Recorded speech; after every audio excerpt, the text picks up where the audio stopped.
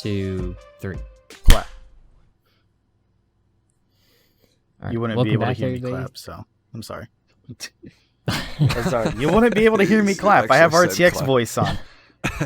I have RTX voice on. You won't hear me clap. So wait, did you clap or? You You said clap. Yeah. I said clap. All right. I'll figure it out. All right. Starting now. Welcome back, everybody, to Room Grazers episode 9, I think. Yeah. Who keeps track anymore? I'm joined by Frank, and today we have a special guest, Snoops. Hey, what's going on, everybody? Just so they have some background, Snoops. How long have you been watching the NBA, and what team do you like to follow the most? Man, I'll tell you what.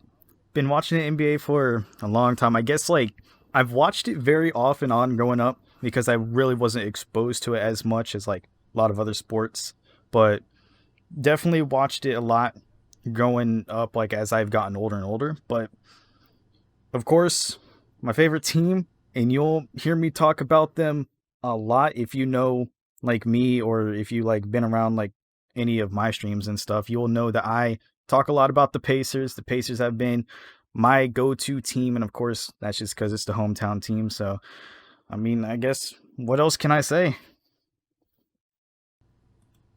No, you covered it. So yeah, actually I'm kind of in the same boat as you. I watched a little bit when I was younger, but I didn't as I got older I watched more and more. So I think Frank was saying the same thing. Yeah, too. I didn't get into it till probably the past decade. I had watched, especially AI in the finals, being from Philly and being a Sixers fan. So I mean, I knew about it and I always loved sports, but I was definitely following football more before basketball, but definitely more in depth now. Like I said, the past decade with stats and actually what's going on around the league, not just my team in general. So yeah, same thing. So we have some interesting questions today, and Snoops, I think, gave us a lot of these, so thank you for that. Yeah, no problem. And we're actually going to get right into the first one, and the first question is, if Oladipo does end up playing this season, the rest of the season, what version of him will we see, and will it be good enough to push the Pacers forward in the playoffs? So since Snoops, this is your team, I'll let you start. Okay, well, first of all, we all know that he was out. He was pretty much out for well over a year. So we had no idea what was going to happen when he returned. But luckily enough, he did return, but not in good fashion. As we know, he returned against the Bulls, but he only shot, 25% from the field? Altogether, 14.3% from three or something like that. It was not a good day for Vic, obviously. First game back, and obviously he wasn't showing that he can be his old self. But he did send the game to OT. The 1-3 that he actually hit was actually a clutch shot to send it to OT. Then we ended up winning the game. But can we see that come back as one of the best clutch 3-point shooters that he was in the 2017-2018 season? Can we see that come back? That's the biggest question. So it looks like since he's come back, he's taken some games here and there off, which makes sense. That was a pretty serious injury, so I wouldn't expect him to play a ton of games and a ton of minutes either. Looks like he's averaging around 28 minutes per game, maybe a little less. I don't know, because he's just starting to finally, he's had, like you said, a year off. It's a pretty serious injury. He hasn't started every game, although he did start most of them. But I think you want to get him reps. He's been healthy, he's been playing. I wouldn't expect him to sit at all, really. He did travel with the team. I was shocked when he said he was probably going to sit. So, me and Frank kind of talked about this last time too. So, Yeah, you were in agreement, right, Frank? Yeah, I'm with you. I'm the fact that he was even reconsidering to even go down, and the fact that he actually is down there with the team now. I'm almost positive he's going to play. Again, like you said before, there's really no reason for him not to, especially them being in a high playoff contention position. and the fact that he is down there practicing. So yeah, I don't see why he wouldn't play. But I will touch on some things that Snoop says. Is definitely this season he's not shooting like his normal self. 39% field goal percentage, 30% from deep. Again, I would probably say that's because of him getting back into the game shape, and a lot of that's from when he actually did come back, like that Bulls game. But his last 5 games, he's shooting a combined 47%. So we're actually seeing him in recent form when he's actually getting those minutes and he's actually starting. He's actually playing like we know that he can play, and defensively, offensively. So this team's in a very good position, and the fact that he's starting to retain his normal self or get back to how he used to play last season is definitely worrisome for teams that have to face them, whoever the first matchup is for them. It's definitely insane, because if you take a look at his stats, though, it's very impressive on how he has came from not really having like good shooting games or anything like that, and not really being as good on the defensive end as he was. But if you take a look at some of his like most recent games, like grabbing like 7 boards and getting like a steal and a block like per game, and the only other time that we've actually seen a game where he was doing very well on the defensive end like that was against Portland, like their last game against Portland, where he actually had another game with 7 boards and another steal. Like that's like recently he has gotten his defensive groove back, and that's, I feel, is going to be more important than his shooting, because we have the shooting ability. Like we don't need Vic taking every single shot. Obviously, if he's wide and with him finally getting back into that rhythm, I feel like he can take those shots. But we needed him back on the defensive end as he was one of, like, I'm not going to say like one of the greatest defenders in the backcourt, but definitely was up there on top defenders, I would say. Yeah, he's good for sure. And he can just go out there and get you a bucket, like off the dribble, and like he's just somebody you can go to. Whereas like when he wasn't playing, you really didn't have that. I mean, like I would say Sabonis could probably, get you a bucket, but not like Vic could. Yeah, I agree. And he's I think him just coming back in general is going to help the team.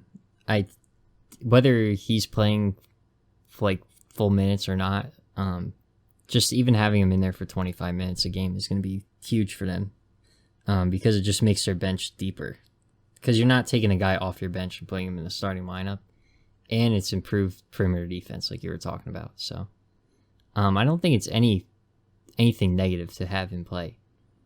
I think it's good for him because, he's going to get his reps. And the reason he even came back in February was to be fully prepared come playoff time, or close to 100% as possible, so they can make a run.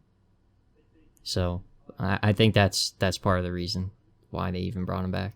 I think this is one of the few teams where if you take out, like I would say Oladipo before he got hurt was the best player on the Pacers. I mean, again, Sabonis has really emerged and taken a huge step forward this season, making the All-Star game. But I think, again, this is one of the few teams, I think if you took Oladipo out, like this team is still really solid, like defensively for sure. And I mean, they're still putting up great numbers, and they had a winning record without him. So I think that's just special, and that just speaks to the volume of coaching and the team itself. I mean, I had a pretty good string of a losing streak in here with him. Yeah. I think it was the game after he came back, but it seems like they've caught back onto what they were doing on the back end of that. What was this? I don't know how many games this is here, but they only lost 3 in their last, I think that's 11. Yeah. They only lost 3 of their last 11, so. Yeah. As for like helping them in the playoffs, I think it really is, especially, we'll get into the matchup later, but depending on who they catch in the first round, I think it's the difference between them making a push towards possibly an Eastern Conference Finals appearance and being bounced in the first round. Agree. I want to add on something about the Pacers, though, and that's just like we have seen the Pacers just dropped tremendously when it comes to players. Like Malcolm Brogdon was injured for a bit. Of course, VO was injured for pretty much half the season. And now Jeremy Lamb is pretty much out because he will not be returning, obviously, from his injury. But that just raises like an eye, and it's just like, hey, is that meaning that a lot of the Pacers players are going to be incident prone? Because there seems to be a lot of injury when it comes to Indy. Of course, like PG got injured at one point in his career here in Indy. Then also he moved away. He's fine now, obviously. But Vic got injured. Brogdon was on and off of injury.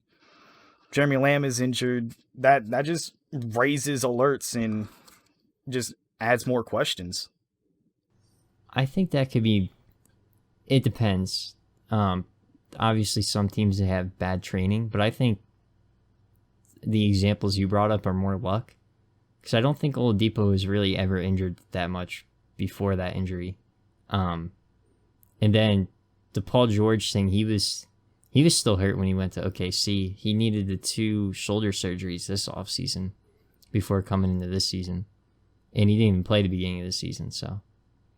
I would say that's more coincidence than anything. Because you could even point to Portland with Greg Oden and Brandon Roy and I guess Nurkic last year. But yeah, I mean, injuries you can't predict. But like Max said, there is poor training. But usually you probably won't see that at this high of a level, especially with players getting paid this much. They want to keep them out there and do a good job. So yeah, I'd say that's just coincidence. I mean, you never know. Some teams do have better conditioning staff than others. No doubt. Although I don't know about the Portland thing. Because if you think about how many times Greg Oden broke his foot and just like they never recommended a different kind of surgery or something, or the fact that they recommended to Brandon Roy to take out his cartilage, and then on top of that, if you watch videos of him rehabbing, the guy that they have rehabbing with him is not even watching him rehab.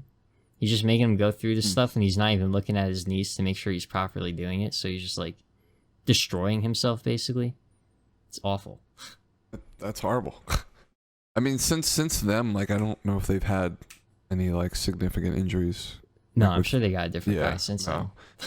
Yeah, definitely. Like that happens. Exactly. That's horrible, though. Honestly, didn't even know about that, but I mean, yeah, I don't doubt that things like that happen, but obviously you'd hope that it doesn't. But yeah. All right. So does anybody have anything else they want to add to this? Because I feel like we talked about the Pacers playoff odds a lot last time, so I feel like we covered a lot of stuff. I think we'll just talk about more of it when we get into the matchups. Matchups? Yeah. But Oladipo obviously helps them, no doubt. Yeah, I agree. I think that's a pretty that's across the board. Yeah. So New Orleans, Zion recently left the team, so he left the bubble. He's returning home to take care of some family stuff. So we're not sure which team we're gonna see if he returns or not. So first, we'll talk about how would the team fare without him.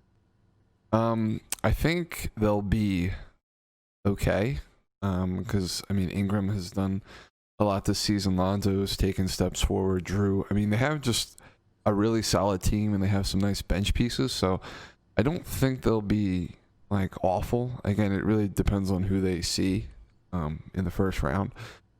I think if they get there, I guess. So again, I think they'll be fine, but they have to make that push to that 8th seed. So for them being like okay and being solid on the offensive end, I just don't know without him if they have enough to project themselves and I guess beat Memphis, because they're within I think they're only 3 games behind. So they're there. Can they beat Memphis without him? I think it's possible. They actually did earlier in the year. So it's just them pushing themselves into the playoffs is just what they have to get through first, which I think they can, and hopefully he returns by the time the playoffs roll around at the end of that 8-game stretch. So yeah, I think they'll be okay, but obviously if they had him, I mean, they're going to have better rebounding. They're going to be better on the defensive end. And again, just another player that just adds dynamic to the team, and that's one less bench role that has to come in and get some minutes if you add him in there. So I think they'll be okay, but they could be better.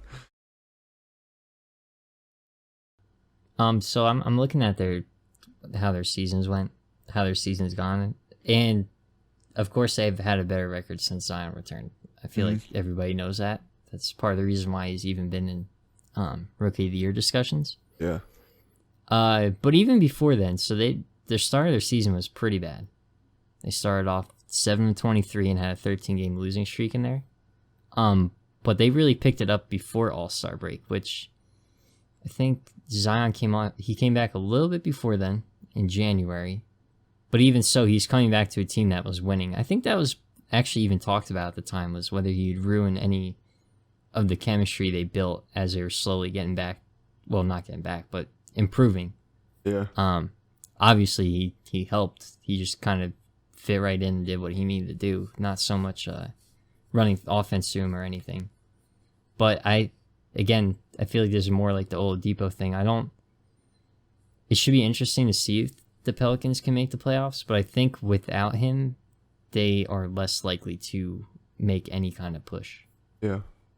I think he's a very helpful piece, and again, just gives you more bench depth because now you have a guy that was starting for you, coming off the bench. Like, I don't know who it would be, maybe Eachwan Moore, or I don't think they would slide Ingram down to the 4, but it just allows you to bring more guys off the bench. So Yeah, the thing is, when it comes to looking at the roster though, they mainly have like 3 known veterans pretty much in Drew Holiday and JJ Redick, but they're both guards. And then the only other I would say veteran is Derek Favors. So having this knowledge of like they have some pretty good young talent. Lonzo being in his second year or his third year? It would be his third year. Yeah. So Brandon Ingram kicking it up a notch this season, finally able to spread his wings after being in LA, finally actually getting like some good touches with the ball, showing off and stuff like that. But as you guys have mentioned, since Zion returned, win numbers have went up.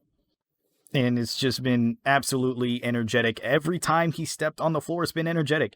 We have seen the clips of those lobs from Lonzo to Zion. But will that, can we even call that a dynamic duo yet?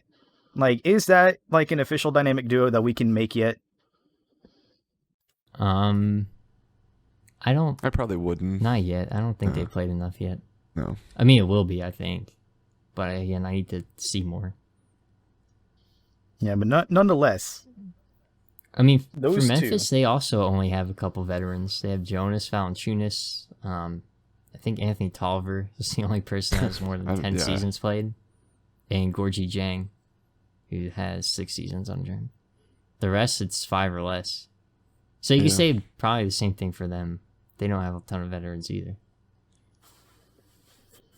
Yeah, that's a healthy team. That's though. true. That is a thing. So yeah, I mean they're 11-9 with Zion. I think he's played all these games. He came back the 22nd. So what's interesting is I was just gonna say Memphis also got off to a slow start at the beginning of the season, 6-16 before they picked it up. So it's weird because it's not exactly the same time. I mean their losing blows were at the beginning of the season, whereas Pelicans were kind of, I mean, not in the middle, but a couple games in before they had their problems. So yeah, but they picked it up about the same time with winning games, which is why this makes it so interesting. I think you see that a lot, especially with the rookies. Coming in their first year. I mean, it's not often that their first game or first few games they're complete. Like it's just a shock for them coming from like a college level or even a high school level back then. So it definitely takes a little bit to get integrated with the system. How the NBA works. You're playing much tougher competition on the defensive end, offensive end, so it definitely takes a few games. And even, I mean, Zion had a great first game where he went 4 for 4 from deep and 22 points, shot well. He's been shooting well all year, but again, he's not really taking a lot of jumpers, so you would expect him to shoot well. Yeah, so I don't know. This team, I mean, they definitely don't play defense. I was trying to look at the stats here to see if maybe with him in there, if their defense got better, because there's a lot of games, like there's at least like 240 points total in the game or more. I mean, there's just multiple games where they're scoring 120, 130, but their defense has not really improved with him. And I'm not trying to blame him Hasn't for gotten that. Worse. I honestly, like, it looks like the same for the whole year. Like, they've allowed 139, 127. I mean, it's just bad. So I'm not trying to blame him for that, because I know he's a good defender, but it's definitely just not the way this team plays. They're also the third fastest team in the NBA, so you expect more shots in the game and higher scoring games. But their offense has been good all year, for sure. Really good, actually. So, like I said, I think they'll be fine, but I don't know if they have enough to make that push in there, and especially they're going to have to win 2 straight against Memphis if they stay within those 4 games. Can we talk about Zion real quick and how his first game back he shot 100% from the 3? Can we talk about that? That's real what quick? I said. He was 4-4. 4-4, man. That's insane. And playing only like 18, 20 minutes. I mean, didn't they leave him wide open on all of them? Pretty sure. I don't watch highlights again, but I'm pretty sure they just left them. They probably left him. But the thing is, when it comes to Zion, you don't really see him, especially like if you watch college clips. It's like, oh, look at him. He's shooting really well. But of course, taking a look at that, it's just like he doesn't have the best jumper. Like, he wasn't really known for his jumper, of course. But all of a sudden, he just comes out of the gates first game, and all of a sudden, he's shooting 4 for 4 from the 3. Like, wide open or not, like, when you have like a jumper that's just able to hit, no matter like if you are known for that or not, that's crazy. Nobody thought Zion was gonna hit like that. Well, they also played San Antonio in the first game, so Pop was probably like, "Yeah, just leave him open out there." So Pop obviously did do research. Yeah, and he's just, when you're leaving the guy that open, it's just warm up jumpers. So actually, since then he's only hit 2 threes. So yeah, I'm not gonna say he's a spectacular 3-point shooter yet. No, not at all. I mean, it's still better than Ben Simmons, but he's taking them. Yeah. He's like, well, they left me open. I'll shoot it. It's more than you can say for him. So, yeah. Yeah. So I'm gonna say that whether they have him or not, I think the odds are honestly the same where they make it into the playoffs and how far they get. Yeah. There might be a slightly better chance of them maybe winning a game or 2 in the playoffs, and I think their chances of getting in are a little bit higher, but not. I'm not gonna say like all of a sudden it's a game changer. I think it just like helps them out more. I would still probably take Memphis even with a fully healthy Pelicans team. Yeah. The only thing I would add is, for whatever reason that he's not there, whatever the family issue is, like, hopefully it's not something really serious. I mean, obviously it's urgent, but if it's a family death, for example, which I hope it's not, for someone being at that young of an age, do you think like that would cause him to maybe lose focus? Like, if it's someone that he was really close to, or like a loved one, or do you think maybe he'll play harder for them, like we saw Isaiah Thomas did on his late sister's birthday? I think he dropped like 40 points or something. I mean, that's more of a personal thing. I think like the way people handle death. I mean, obviously as you get older, it's a little bit different because as you get into like, I don't know, whatever, like your 60s, more people that are like prone to, just die of natural causes. Yeah. Just due to age. But at a younger age, I feel like everybody just handles it different, whether you're in your 30s or not, or your 20s, or you're only like 18 or something. I think everybody just handles it differently. I wouldn't say, like, I don't know. I think he could, like you said, he can handle it both ways. I don't think his being young has anything to do with it. Just wondering if it would just be harder for him just because he is, a rookie and younger, if he can handle all, like, a lot of pressure, not only with the playoffs or pushing into the playoffs, but also something as serious as that weighing on your heart. I just figured I'd ask. Possibly. I mean, he's been in the spotlight before, though. I mean, he's yeah. been like one of the top players in the country for a while, and like, I'm sure he's probably dealt with something like that in the past. If not, there's been young players in high school that have dealt with something like that, or like whatever, even like young NBA players who've gone out there and done the same thing. So, again, you never know. All right. Does anybody have anything else to add on the Pelicans? No. Well, like I do want to add on. It's just like, obviously we've talked about him returning, doing all this stuff, but the thing is, the one thing that we haven't really touched enough on, in my opinion, is the fact that he's gonna still have to go through all the protocols when he returns. Of course, and of course all the testing and all that stuff for COVID. That's going to delay him going back into training. Like, he can't just go back into it right away, because that's just going to delay him even more. And then when he comes back in, he's going to have to get all that momentum back that he had before leaving. Well, it depends. I don't know how the NBA is doing it. So I don't know how.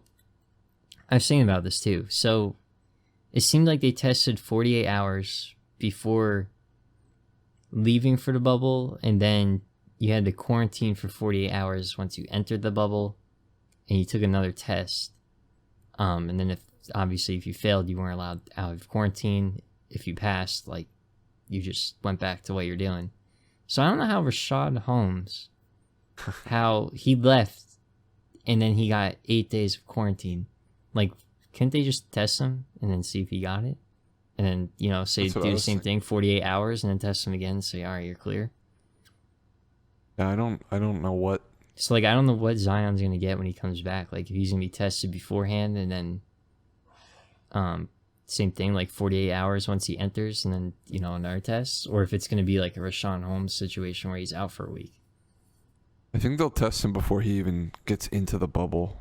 They don't want him being in there waiting for the I mean, results. they'll still quarantine him either way. I just don't know how long that will be. That's what I'm wondering, if it might be longer, because like you said, like Holmes was just a quick pickup of food, like right outside the hotel or wherever it was. This, I mean, Zion's, I don't even know if he's still like in Florida. Like, I don't know if he went back to wherever his family is. So he's way outside in the travel. So, I mean, that would be interesting, because he might miss all 8 games if that's the case. I mean, probably better to be outside of Florida anyway. Yeah. But I mean, it could prolong how long he has to quarantine for. So yeah, I didn't even think about that. That's interesting though. Yeah, so I guess it would probably depend on what their choice is on that. Like, if they're going to make him, do the 8 days or take 48 hours or even say like 2 weeks. But the NBA is supposed to have so much testing that I don't see how they can't test him before he comes in, when he arrives, and then like a couple days after, and just like those 3 right there should be enough to confirm that he hasn't caught it on his way in. So I'll tell you what, I know how much they want Zion in the playoffs. Like, they already came out and said that, and how much they want because of the money and the hype surrounding him. Like, I bet you that he can get a test done like very quickly for him. I wouldn't doubt they have some. Why, you don't want to see Rashawn Holmes in the playoffs? I mean, I do. Yeah. Love him. So the next thing we have is with the Clippers, considering the lineup inconsistency of Paul George and Kawhi, will his training in the bubble will their training be enough to help their chemistry get to a championship level? I'll let Snoops go first on this one.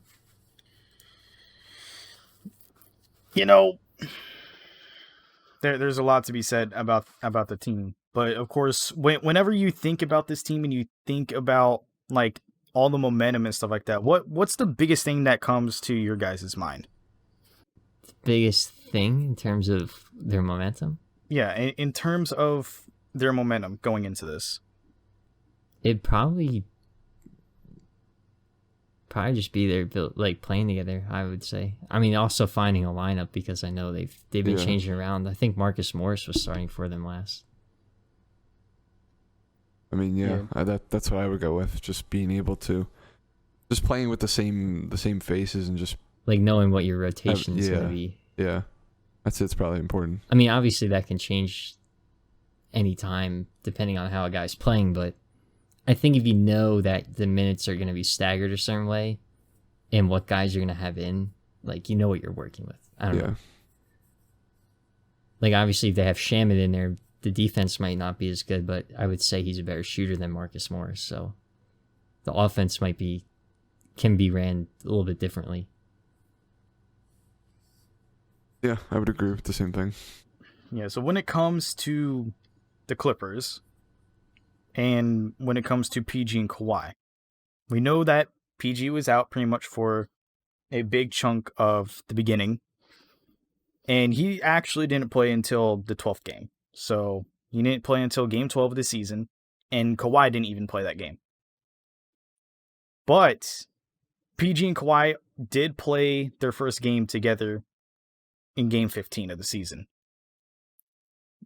However, only lasted 4 games. Then Kawhi didn't dress to play, and then returned the next game, and then it was only 5 full games before going inactive again with Kawhi. It's been very on and off with these two, but if I know PG and if I know Kawhi, they're both top-tier superstars without a shadow of a doubt, and I believe that if everything goes according to plan, if they get their rotation set in motion, they run through everything properly, I honestly feel like PG and Kawhi can bring the championship to LA for the Clippers. Yeah. All right. Well, go ahead. You go ahead. No. So without him, they are, if my math's right here, I think they're 6-7 without Kawhi on the floor. He's only played 51 games this season. The thing that I would look back to, well, first off, the Clippers, they're a deep team. They have a experienced and good coach in Doc Rivers, and they have someone else who has been able to hold it down even when Kawhi's not there in Paul George. I would look to last season on the Raptors. He only played 60 games last year, so he's only played 51 this year. If he happens to play every game of this exhibition stretch, he'll be at 59, so it'll just be one less than last year. And the Raptors were fine even without him playing. You know, this is just something that he does. He just doesn't play back-to-backs, and there's been a few other cases where he just hasn't played. But, yeah, I don't think it's going to matter that much. I think him and PG are definitely on the same page. I think the whole team respects him. Kawhi doesn't, I mean, there's barely any expressions ever, but he doesn't seem like a guy that you would disagree with or not get along with. I just think the team's fine. You have a deep team, a veteran coach. Paul George is there. Lou Williams is the vet on that team, so I don't know. I think they're fine. I think the chemistry is perfect. So I mean, they're going to get their training in the bubble, so I don't really think that they're in jeopardy of anything bad. So Yeah, I think like both of you touched on, like they're both superstar players. I don't think they need a ton of chemistry building to obviously play well together.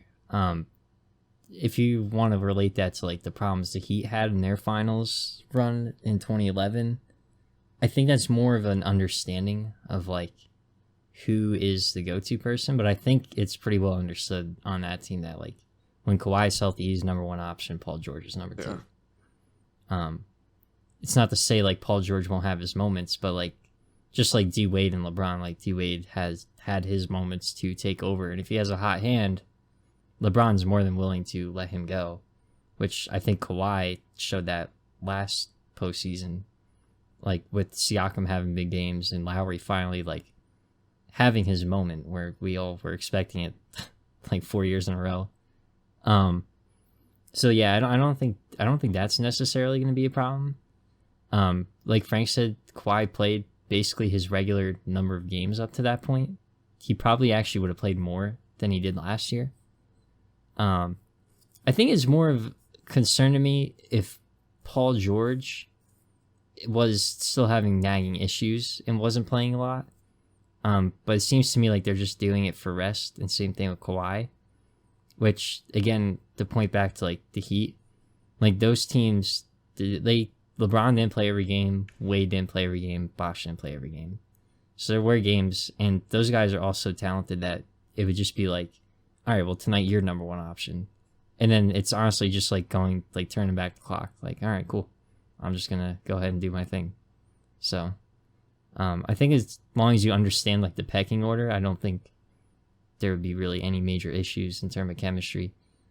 Now there might be problems between them and like role players, but this team is full of veterans that I don't see how that would be a major issue in any way.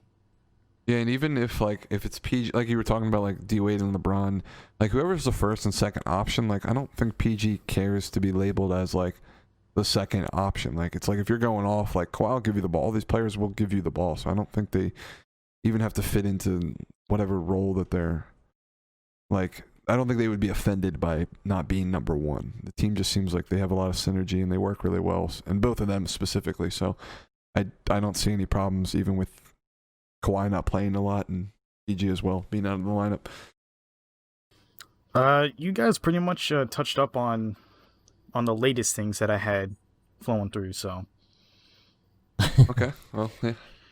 Yeah. So again, we're kind of in agreement.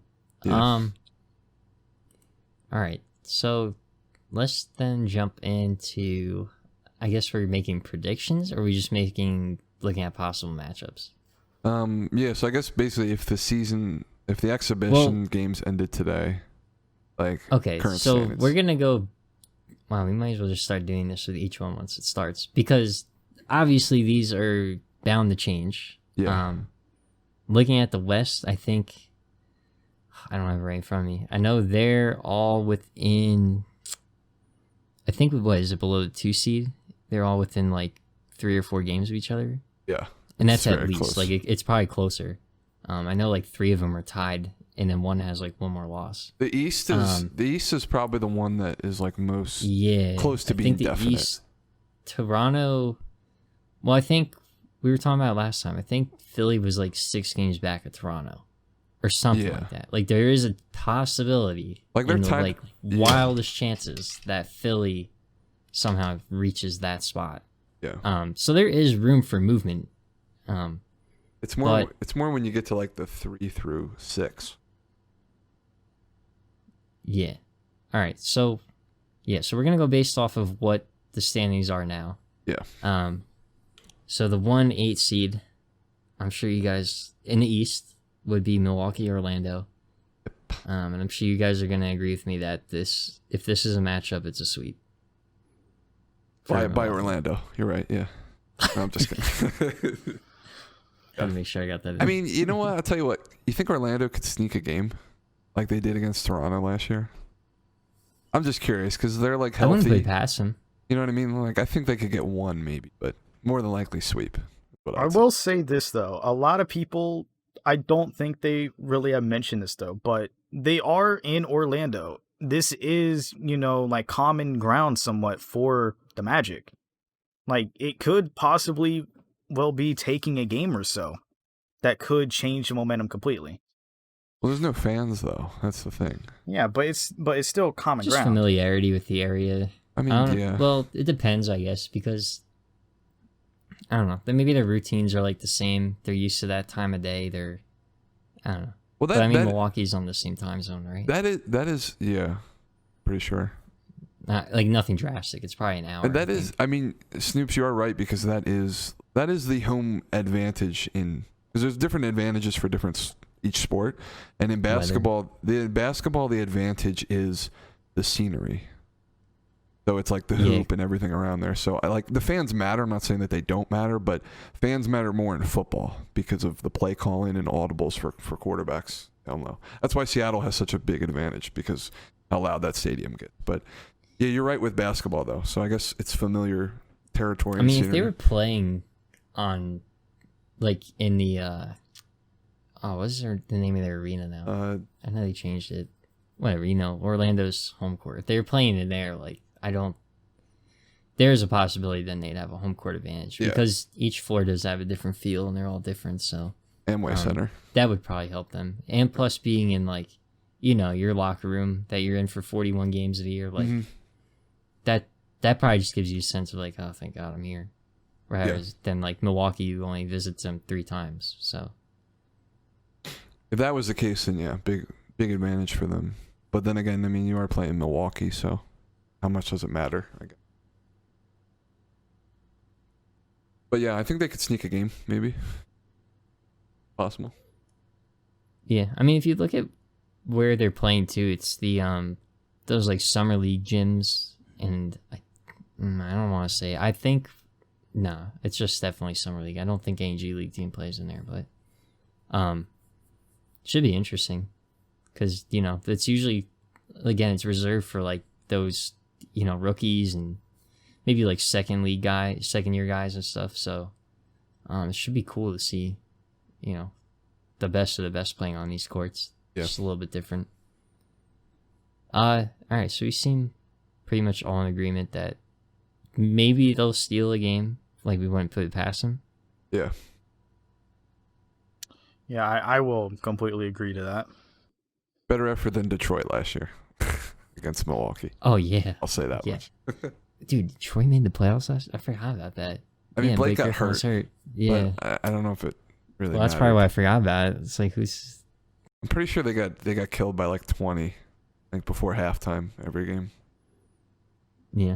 But yeah, at least Orlando's I healthy. mean, I like Orlando's team. I honestly think they're better than the 7 seed we're about to talk about, which is the Brooklyn Nets against the Toronto Raptors.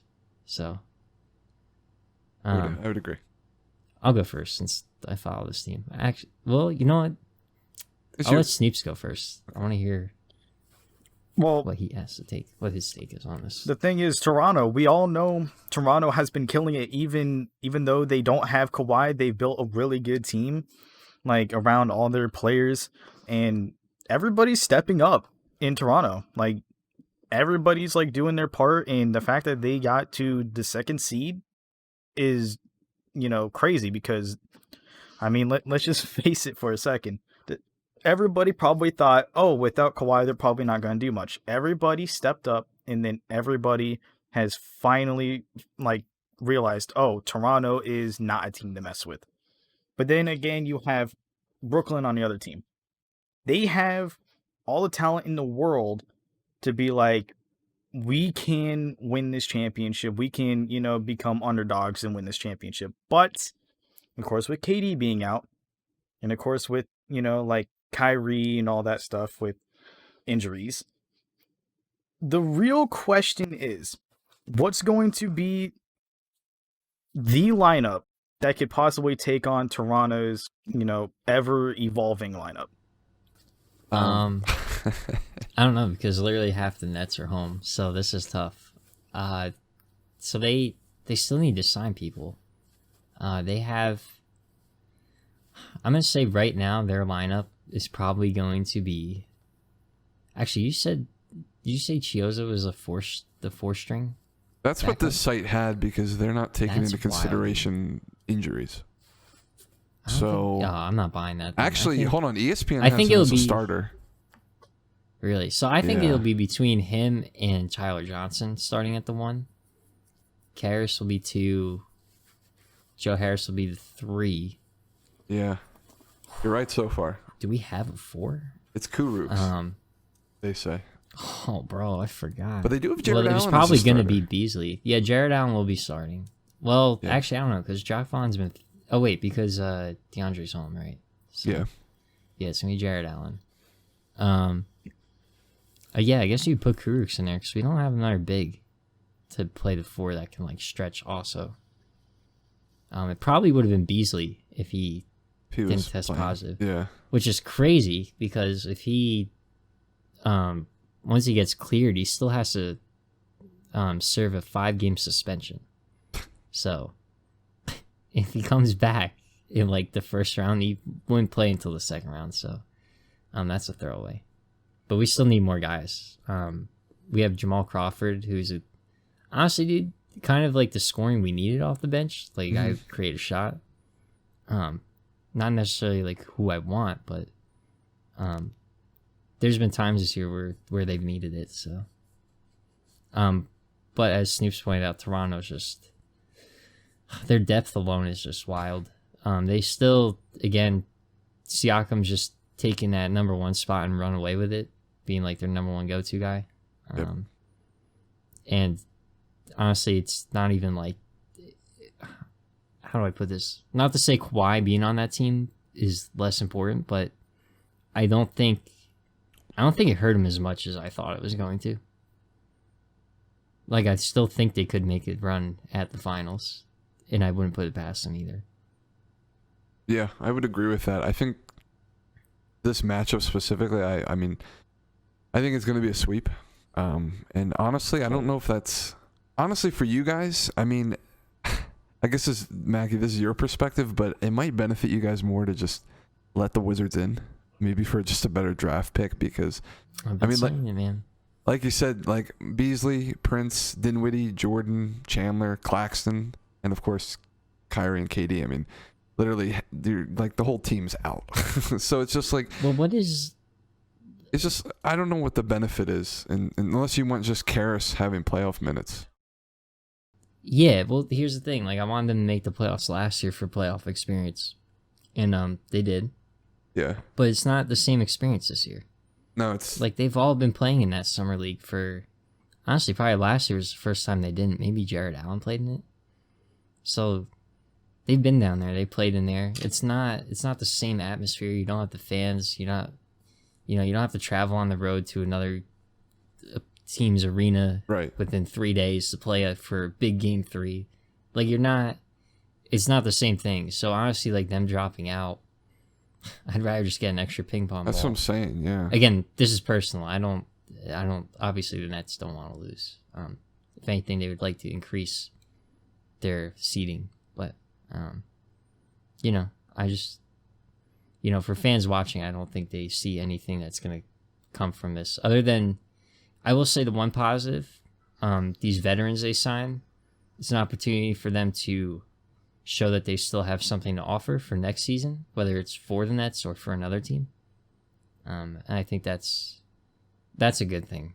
So I was originally on that side saying, like getting Karras and like this is before Dinwiddie even tested positive, but just getting some of these like young guys and kind of like the guys who've been in the spotlight and have taken the role of like Dinwiddie and Karras, kind of, when KD and Kyrie aren't there, just getting them that experience to play in opponent territory and even in front of their home crowd. But the fact that, like you were saying, like this isn't the same playoff atmosphere. It's not the same experience. So again, probably from like a fan sense, you probably would rather have the draft pick because you know that this year wasn't even supposed to be the year anyway. But I guess in terms of other people, I mean, they're definitely going to not try to throw, but I mean, yeah, I don't know if you have what it takes to compete with half your team gone against Toronto. Now, I will say the Nets, I don't know, the good thing too, if they were playing these younger guys, they still, like Dinwiddie, and like they had a whole team there. Prince maybe also, because he just signed a pretty good contract. Mm-hmm. It would have been an opportunity for them to prove, like, bring us back next year and like this is what you have, rather than being like, yeah, we could sacrifice trading these guys for someone else. So, I mean, there's still guys down there that have something to prove. Obviously, DeAndre Jordan getting the starting nod before this all went down, like that tells me that Jared Allen's going to play his ass off trying to make sure, hey coach, and also like KD and Kyrie watching at home, get me in there. Like, you want me in the starting lineup, or you at least want me in rotation. You don't want to trade me. Right. Dinwiddie probably would have tried to do the same thing. I'm sure he has better championship odds with this team than where he would be traded to. Same thing with Karras. Karras has also been on a tear. So, again, just more things to prove from their side, I think, than the Toronto. I think Toronto, this is just going to be more of a, I don't want to say walk in the park. I think, they'll have their problems, but for the most part, it's going to be like a 5-game series, I would say, or a sweep. So they're more so looking ahead to what's coming up. Obviously, they say they don't when like you get into that mode, but I think if you ask them right now, they're just looking at like what their matchups potentially could be further in seeding rather than in this first round. So I think if you guys were healthy this year, like without KD, like with Kyrie and everyone else, I think you guys could make this like a 6-game series. Like I honestly think you guys had obviously a better shot, but I think it would have been interesting because of the dynamics of the two teams. But it's all stuff for next year, really. Yeah. But again, I think it's just for Toronto. It's they're gonna take this one and move on to the next round. Especially without the Nets coaching either. They don't even have a stable coach. They have a new coach in there. He's only been there for 2 games. And Kenny was at like the soul of like that grind and like, you know, just do what you need to do to get the win. So that's gonna be. Are they really gonna grind it out for the coach they have right now being down there? Because you're not gonna get that same feeling from, you know, management or like the fans or like the home court or like anything like that. Like it's strictly like now their coach who would like say like this is what we need to do. So anyway, I don't have much more to add on that. Yeah, that's it for me. All right, one thing I definitely want to say, like, it's going to be exciting for me watching the Nets just so I can see what Jamal Crawford does. I just want to see what he does on that court. The man is 40. Like, sheesh. We'll see. I wish they signed Lance Stevenson instead. I'm still riding that fan wagon. I need him on the team. Yeah. Bring my favorite player to his hometown team, baby. Sign. We have an open spot. Beasley messed that up. You can't get close enough to people's ears to blow in them, though. 6 feet. So, I mean, social distance. Big, yeah. All right, so we'll look at. Now we're going to be taking a look at Frank's team and Brandon's team. Potential first round matchup. Brandon, you Boston suck. Against Philly. Yeesh. Yeah, if you guys remember who Brandon is. So it's been a while. What do you think about this one, Frank? Man, it just honestly, it really just depends on what Sixers team shows up. Is it the road team or is it the home team? Because like we said, besides Orlando, like every team is playing a road game. But again, once you settle in, like you'll get used to it. But it's still the Sixers not being at home, so I don't know what's going to happen. I still don't know. I still don't understand why this talented team is as bad as they are on the road. I don't know what the mental block is. I just really don't know. It just doesn't make any sense. So again, it's going to depend on what team shows up. It's going to be interesting to see the new lineup with Ben at the power forward. We'll see if that works. If he actually starts taking jumpers, I mean, that's going to be exciting. Because again, I like Shake Milton in there. We added some depth before everything shut down, and Alec Burks and Glenn Robinson and Korkmaz has been having a good year from deep, and moving Horford to the bench and coming in for Joel, I think also is a big benefit for us.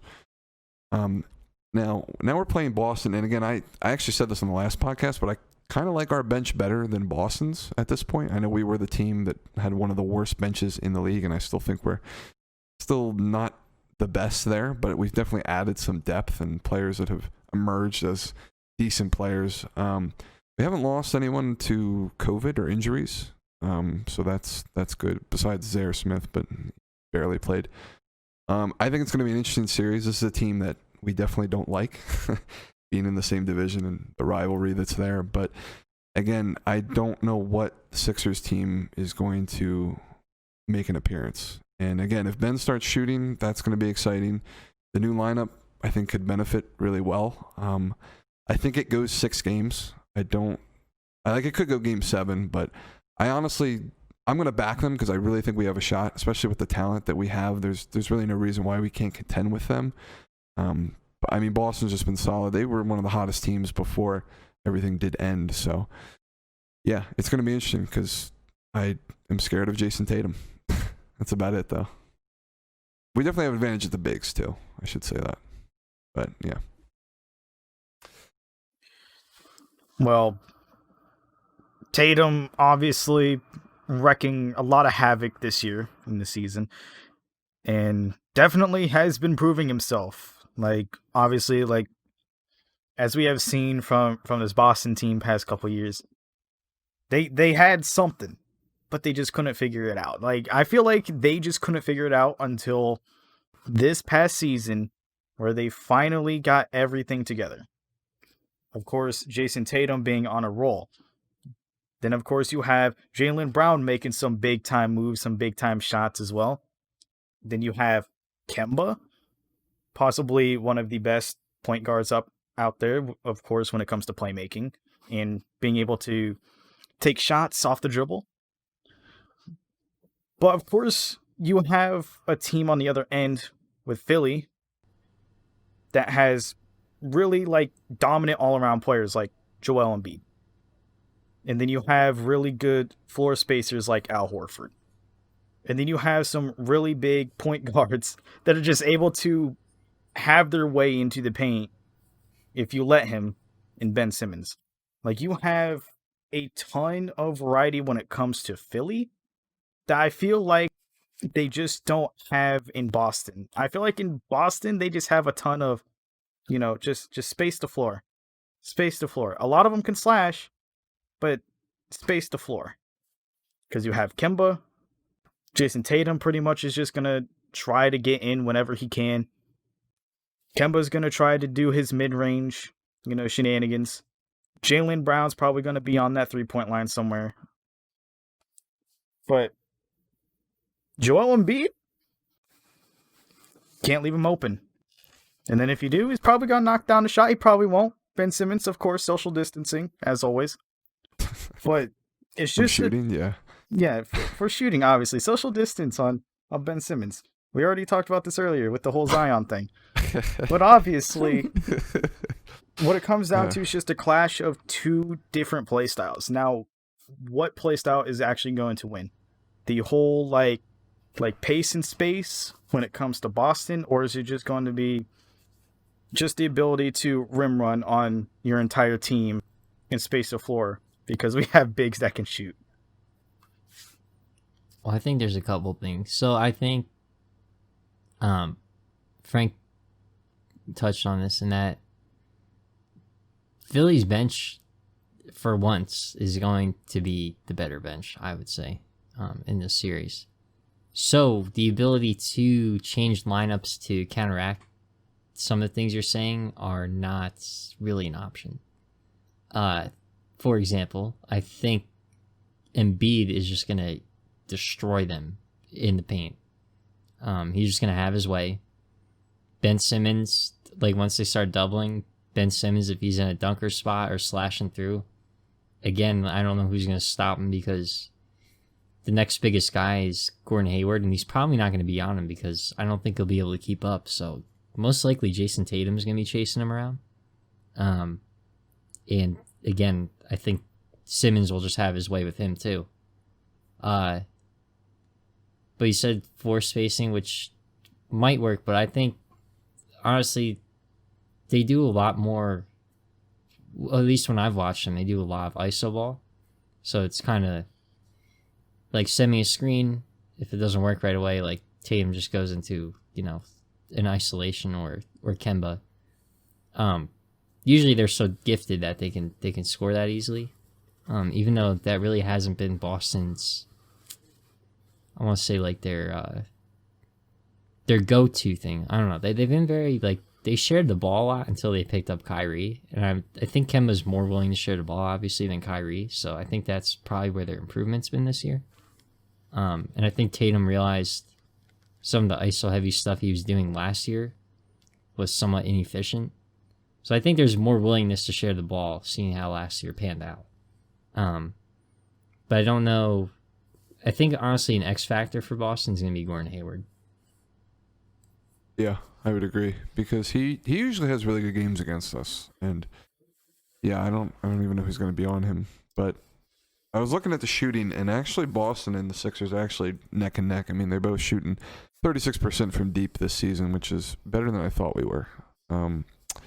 But still nowhere near the top. I mean, we're better than average, but which is interesting. But I think Boston has, I would say for the year, they've been a more efficient team on the offensive end. especially in their points per game. I think we have the advantage in the defensive end and in the bigs. Besides that, we're probably going to get out coached. And yeah, I think that's the big thing is Brad Stevens and what's our big play going to look like? And then, of course, how is Ben going to play? And, of course, how are we going to be on the road, even though technically it's all the teams are on the road. So that's the big thing. I think Ben in practice and these exhibition games, if he's shooting, like I said, I think that's a game changer. If he's not going to, at least taking it, to at least bring people out of the paint. Does he need to take it against Boston, though? I feel like they don't really have paint protection. That's what I mean. Like, if he's posting up Tatum, like, he can do that. Although Boston's defense hasn't been bad, right? I don't have. No, they've been good. Where are they ranked in defense? They're good. Yeah. For the year, I don't know what their secret is. Efficiency-wise, Brad Stevens. I'm also true. fairly He convinced. probably makes schemes. They're actually fourth for the year, 1.06. Really? Every 100 possessions, yeah, going up 106. Well, I feel like that team defensively fares better against more perimeter oriented teams. Yeah. As Snoops pointed out, since they're smaller and like the space and stuff, I feel like that also plays into what they do on defense. So I'm sure like they're more favored if they have a matchup against a team where their four is more of a small ball wing, which is honestly where the league's going. But in terms of Philly, if they're starting Ben Simmons at power forward, I really don't know, like, especially if they're running the floor a pretty good amount, which with Joel out there, I don't know. That's kind of a toss-up. It's hard kind of just like lingers. But I don't know what you're supposed to do about that if they're just like running into you with these 6'10", 7-foot guys. I mean, shoot, even Tobias Harris, how big is he? He's like 6'9". I think he's 6'9". Yeah. Yeah. So, I mean, that's tough. Yeah, I mean, we have... It's going to take a lot of team, they're going to have to play a lot of team defense. Besides Ben, like, we have the shooting. Like, Josh Richardson can get his way. He's really good off that pick and roll and just a screen. He has a very underrated mid-range game that I've watched from him. He can create for himself. Again, Tobias is better as a spot-up shooter, but even he can take people off the dribble. He hasn't played well on the road at all, but in terms of shooting. And then, like you said, I don't know what they're gonna do about Ben.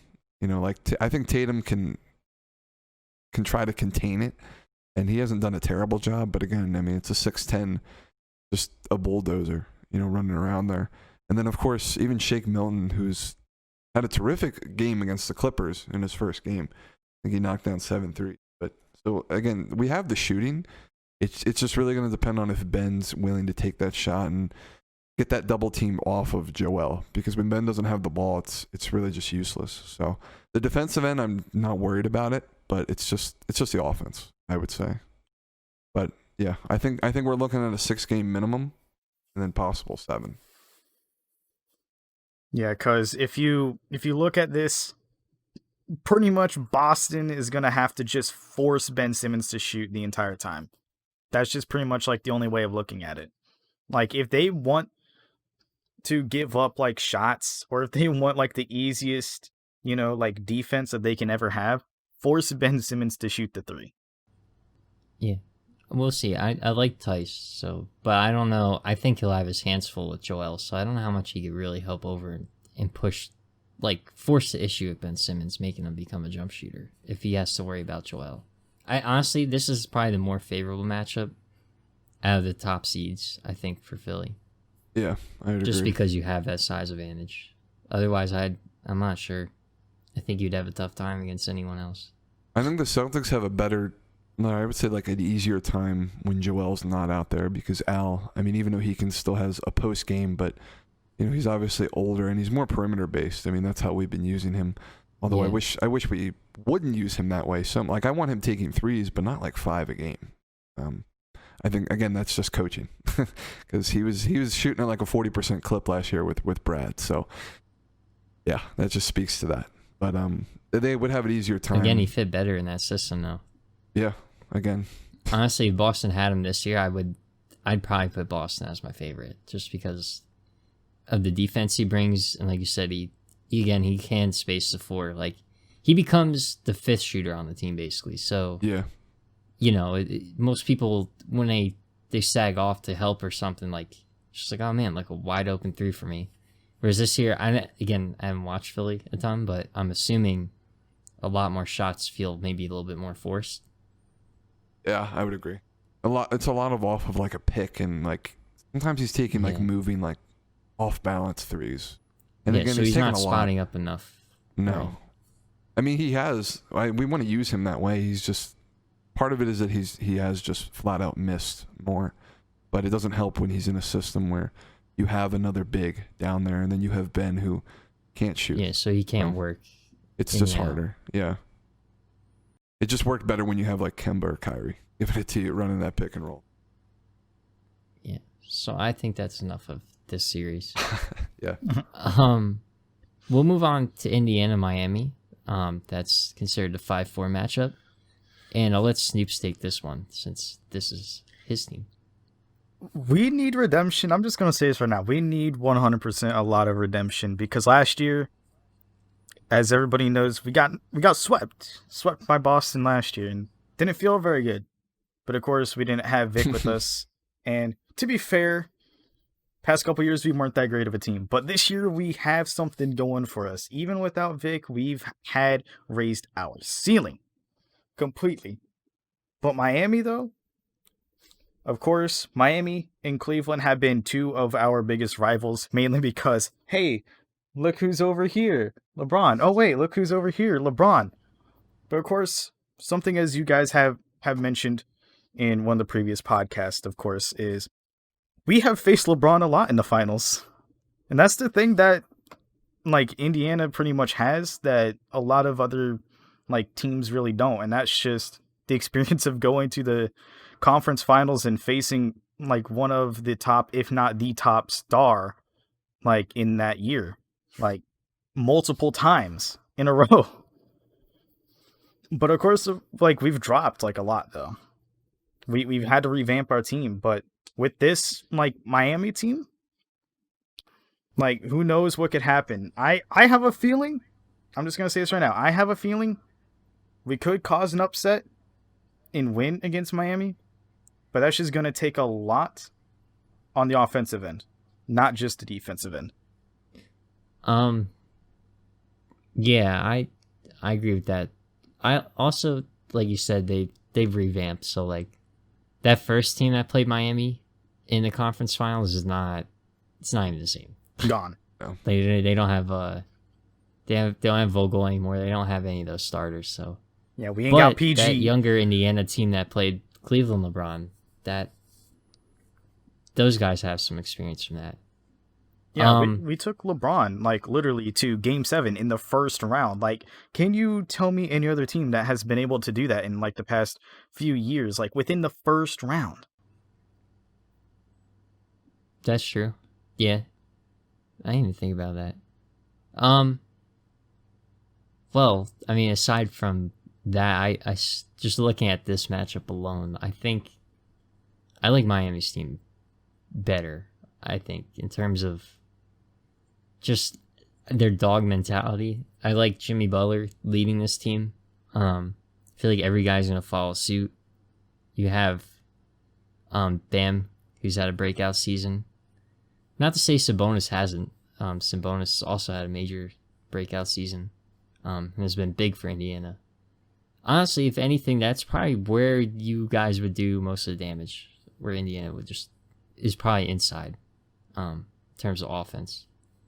I just think the size is going to kill them. But Miami, well, me and Frank were talking about this too. I think they're actually really, like, even like lower in pace than Indiana. Like, they muck it up. So if you're struggling to score, like Indiana, not saying they do, but they're definitely not one of the highest scoring offensive teams in the league. So if you're not coming down and scoring every time against Miami, oh man, it's going to be a struggle for offense because Miami's not going to give you a ton of possessions. Yeah, Miami is 23rd in pace, and Indiana is 20th. So this is a slow game. I think it's a defensive game. Listen, here's the thing. I think Indiana struggles on the offensive end, no doubt. That's where you're not going to outshoot them. Miami's actually the best shooting team in the league this year, which I was kind of surprised to see. Shout out to Tyler Hero. Yeah. So them and Utah are tied at 38%, and then Indiana's 12th at 36%. So, I mean, it's close. Indiana's not bad. Again, you're above average, but you're probably not going to outshoot them. Coaching's good on both sides, and I like the depth on both sides. And like I said, like Mac, we were looking at this the other day that Indiana actually has a lot of depth that I didn't even like. There are guys I forgot about, even on Miami's end. There is a note here that I'm assuming they're playing, but they just said Bam and Kendrick Nunn haven't entered the bubble yet. So I don't know why that is, but I just know they're not down there. But I'm assuming they're playing. Yeah. I think there's a good mixture on Miami's side too. Like, I like the offensive firepower they have as opposed to Indiana. Again, I'm not saying Indiana's bad. They're honestly probably the two most alike teams, which honestly is why this 4-5 matchup might be the most interesting. It usually is, but I think this time both teams are very similar in terms of what they have. But I think Miami might have better shooting on their end. They also, the veteran presence, I think, is a little bit more in their favor too. Like, they have Goran Dragic off the bench. They have Jimmy Butler in their starting lineup. They have Jay Crowder, Iguodala. A lot of vets. Donis Haslam. Yep. Yeah, so they have a bunch of guys. So I don't know. I right now I'm probably more in favor of Miami on this one. Yeah, Indiana's gonna. I think they win the defensive side of the ball. They're ranked 7th on the year in efficiency, and Miami's 14th. Offensive efficiency though, Indiana's 18th and Miami's 5th. And a lot of that is because of their shooting. So I think Indiana's going to have to really punch it with Miles Turner and Sabonis. Like you said, Mac, I think that's where they're going to make their money and try to expose a mismatch, which, again, they're not going to destroy Bam, I don't think. But, I mean, that's where they have the mismatch, because it's obviously not shooting and it's obviously not offense in general. So they're going to have to expose that. Oladipo is going to help them. A lot of these numbers are for the year and really don't have – they have Oladipo's like last – I guess when he's played, 13 games or so. So that'll help their offense and it'll help them on defense. But, yeah, I'd lean Miami in this one. Well, what's funny is Turner has had a somewhat of a down year. Like, I don't know, he's just taken a back seat to everybody. Which has been good for Sabonis and Malcolm Brogdon. Like, they've just absolutely bloomed, along with TJ Warren. Yeah. Honestly, their starting lineup's really nice that they have Oladipo too. So, but Turner's shooting's taken just a slight dip. I don't know, just something's going on with him. So if he really, elevates it to kind of where he's been the last couple of years, not saying he needs to, be the guy, but just having more efficient games and just looking like his old self, I think would help a lot. And I don't know. Then, like we've talked about, Indiana's bench is really nice. If they were playing another team, I would say Toronto has a really good chance at getting to the second round. I mean, Indiana getting to the second round. Yeah. Like, honestly, I'd probably have them favored against Boston and probably Toronto. I just don't know about this Miami team just because of how good their defense is. I don't know where you expose them on that side. And then I think just Miami's offense is going to be better. Again, we don't know for sure. Indiana could come and just literally surprise us all with offense. So, and we know that Indiana's defense is going to be there. So, fully healthy on paper, I think I like Indiana's starting lineup better. I agree. Like Brogdon, Oladipo, Warren, Sabonis, and Turner against Kendrick Nunn, who has been really good this year. But then you have Duncan Robinson and Derek Jones in that lineup, which they're not bad. I mean, Duncan definitely fits what they're trying to do and being able to space the floor and just shooting. But, I mean, Oladipo would expose Duncan if that ends up being the match. Obviously, it wouldn't. I'm sure Jimmy would be on him. But, I mean, Duncan's one of those guys you probably have to hide. And I don't know who you hide him against. because you can't go with any of the bigs. And it's like I think Warren could abuse him. So like I like their starting lineup. Both teams have the depth, but just in terms of what they've actually done this year, Miami has just what they're doing, what they've built here. Their numbers are just incredible. So if it works, it works. And whatever the name is on paper, doesn't matter. Yeah, I like Indiana's starting lineup more too.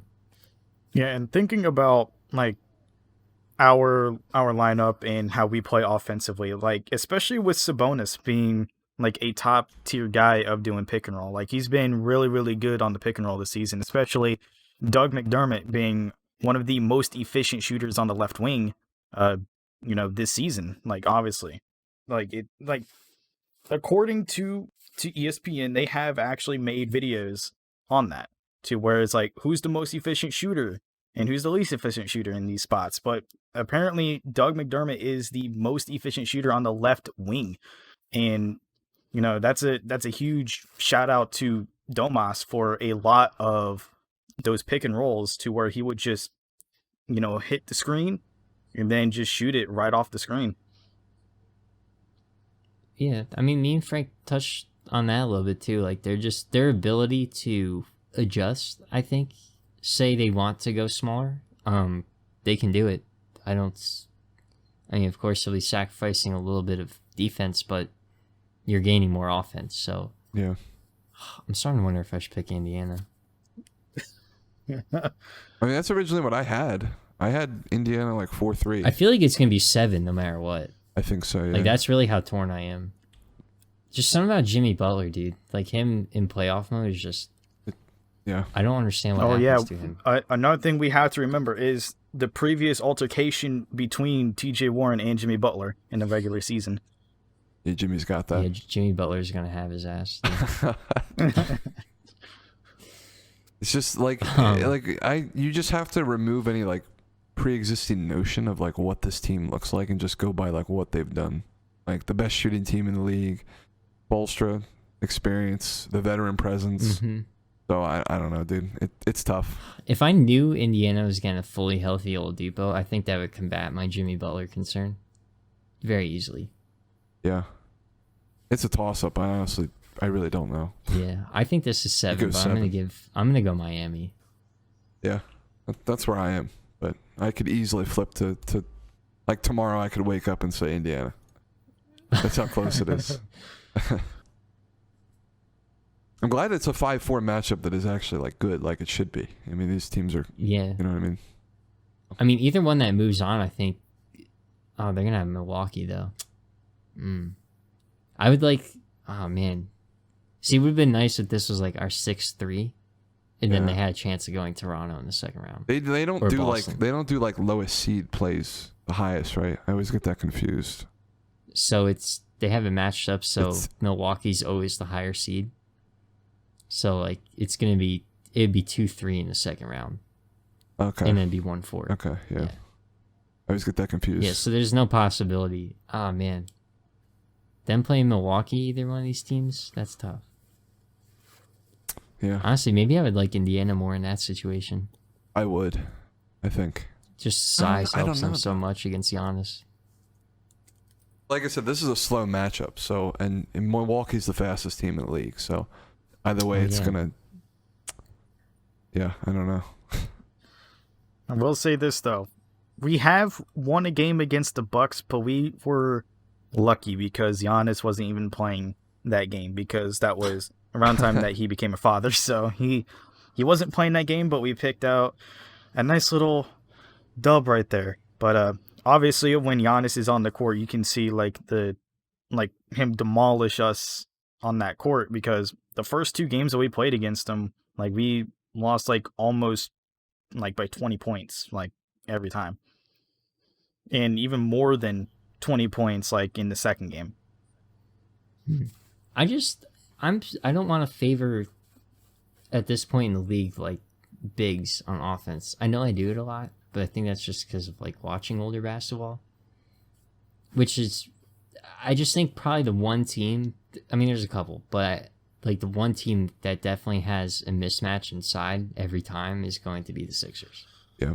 That's why I'm concerned, like legitimately concerned about what Boston's going to do about that. In this case, though, I don't think Sabonis, he kills it, but he's not Joel Embiid.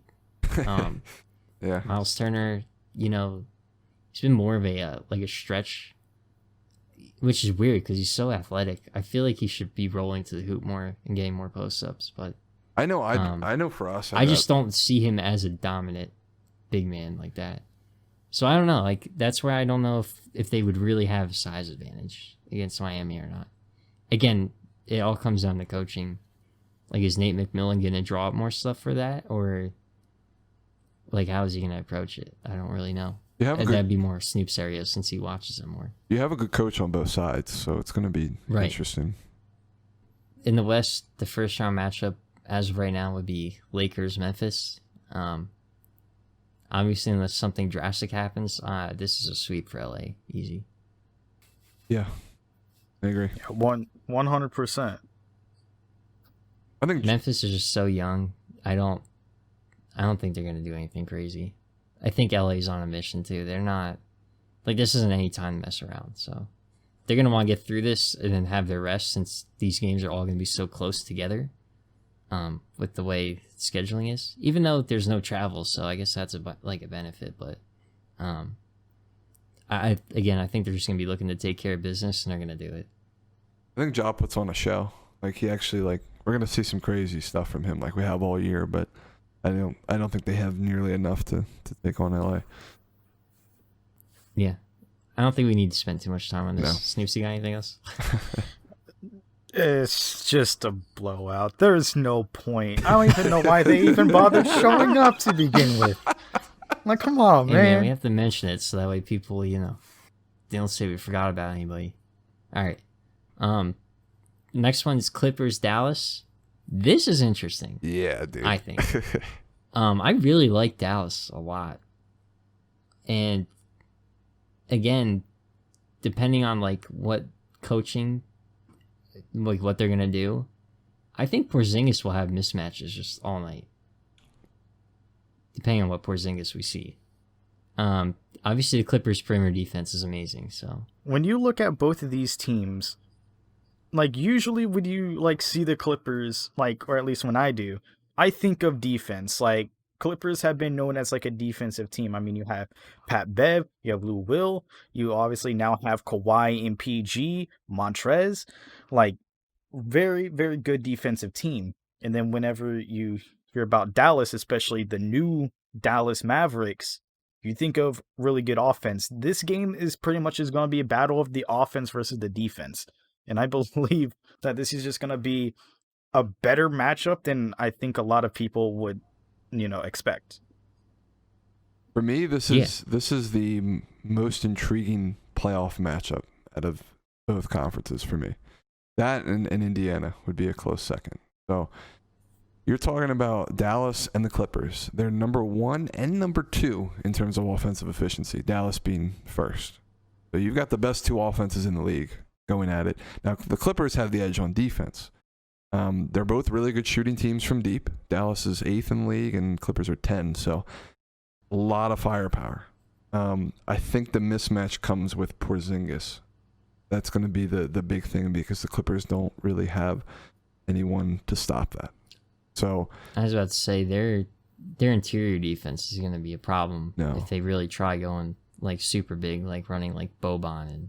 And is Powell, is he healthy or is he still hurt? I think he's been good for him this season too. So yeah. It should be. I think it'll be interesting, but like you said, the Clippers, you're getting defense and that's what I mean.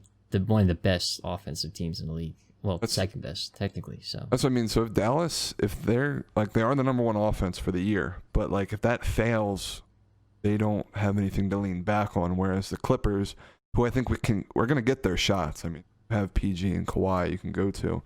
If that fails, or just has a bad game, it's they have that defense, especially perimeter based. Luke is gonna have a difficult time.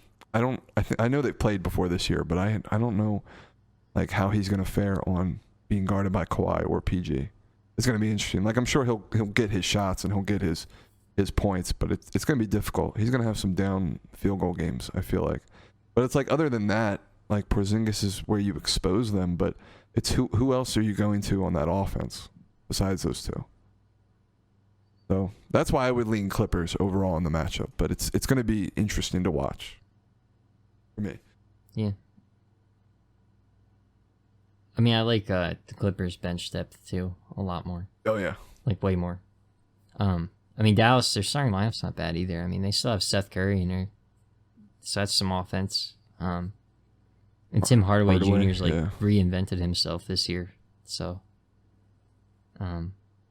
Yeah, I think this is more interesting than people make it out to be. I still think Clippers are probably going to take it, and I'm going to say 6. I think Dallas gets 2 games. Yeah. I don't think it goes 7, but I'd say 6 max, yeah. Again, Clippers aren't messing around, so I think they're just... Like, I think they'll literally have some troubles, but I don't think it's going to be to the point of, oh my God, we're in Game 7, we're only up 4 with 2 minutes left. Like, no. Like, it's probably going to be done in 5 or 6. Especially Kawhi playoff mode. 6. I think Dallas is really talented, so... That's scary, too. This is when Kawhi gets going. Saw that last year, but yeah. So the next matchup is Houston-Denver. This should be really, really interesting to watch. I'll let Snoops go first. Sheesh. Like, take a look at that, though. Houston and Denver. So what? We got like what? Mr. Triple Double and Mr. I score 40 points, so many times, taking on shooting bad. Jokic. Yeah, and shooting poorly versus Jokic. That's pretty much about it. When you actually just hear that, you just oh, Russell Westbrook is on that team. Oh, James Harden is on that team. Oh, Jokic is on that team. But taking a look at it, you have a very, very well versatile small ball lineup when it comes to Houston. Of course, PJ Tucker is going to be huge. PJ Tucker has been huge this entire season when it came to this small ball lineup becoming a thing. Hitting those corner threes are important, and he's been there to hit those. James Harden has been there to do James Harden things. Getting people open if he has to, but also just rim running almost the entire time whenever he gets the opportunity to. Russell Westbrook, well, he's bricking threes as always, but he's able to rim run as well. There is nothing else to say other than just its stereotypical stuff about, James Harden, he just does the same thing as he always does, just, step back, shoot, brick sometimes, oh well, rim run, got it, whatever. Russell Westbrook, same thing. But taking a look at Denver has been making a huge impact over on the Western Conference, and to see how well that this team has been, grooving together recently has been very nice to see. You have a ton of good talent on there that just needs to be, pushed out in full force so far. Taking a look at the lineup, you have Jokic, you have Jamal Murray. Those are going to be a really good 1-2 punch right there. Jamal Murray, he's able to finish at the rim if he has to. We have seen that. He can also, he can hit the three. He can shoot.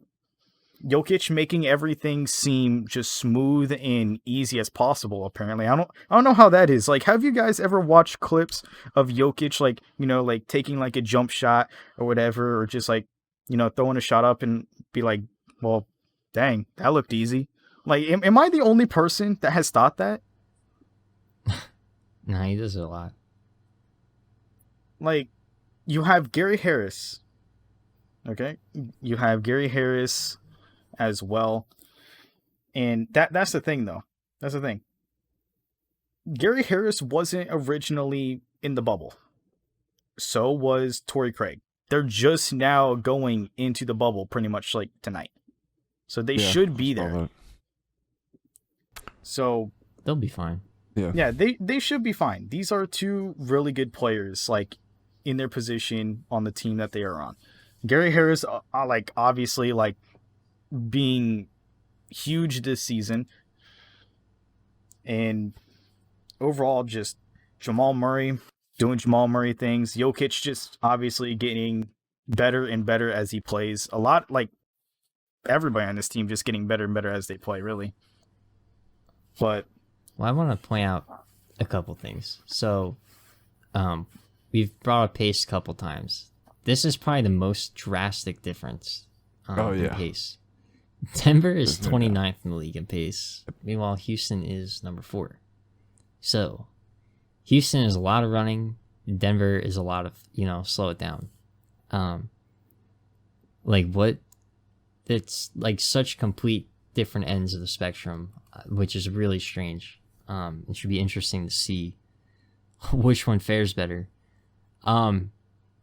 Houston honestly could run them out the gym. I've seen a lot of times where Jokic is just fatigued and just like uninterested almost in terms of like getting back and playing defense or like running up the court to participate in offense. Sometimes he even like, it's weird. He'll get up to the 3-point line. That's it. He's not willing to go down into the paint. Like he's just selling for, trailer threes. Again, he can hit them, but they're not like his specialty. Like he really should be taking advantage of getting down the post. So I don't know. I mean, we've seen pictures of Jokic though. Apparently he's in really good shape. Porzingis 2.0. Dude, I don't know. That's going to be wild if he's suddenly like up and down the court like crazy, like actually willing to get back, especially against Houston. Because here's the thing. I was talking about how Embiid, I think, is one of the best players in the league in terms of in the post. Like you dump it to him, you're getting a basket. Jokic would probably be my number 2. When that man posts up, it's a basket or an assist to somebody for a wide open shot. So that's concerning against this Houston team who is going to have no post defense.